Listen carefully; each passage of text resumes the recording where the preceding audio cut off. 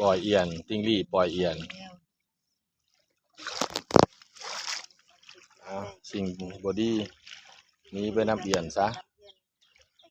คือสิ่งดีๆเข้ามาบัดนี้พญาโลคากับไปน้ำเอียนเด้อให้หายให้เศร้าเด้อเป็นพญาในการหายให้เศร้าเว้ยให้ค่าเข้าห้างในร้ายโตไปต้องไหนมาปล่อยไปให้ได้เวียกได้งาน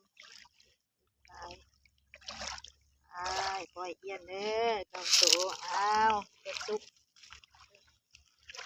บดโศกแล้วปะดินะอันนี้จะความจะเดินไปไกลๆเด้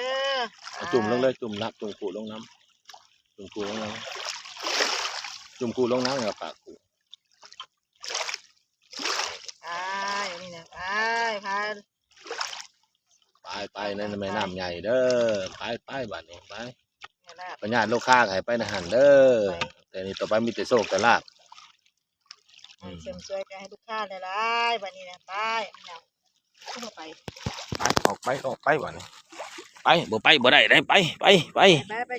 ๆไปจะเขาจับเอาได้อย่าเข้าไปอยู่ในนี่นะ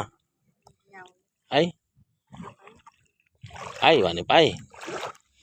อย่าไปถึงมองเขาเด้อถือมองดอกแต่สิถึกเด็ดนั่นแหละ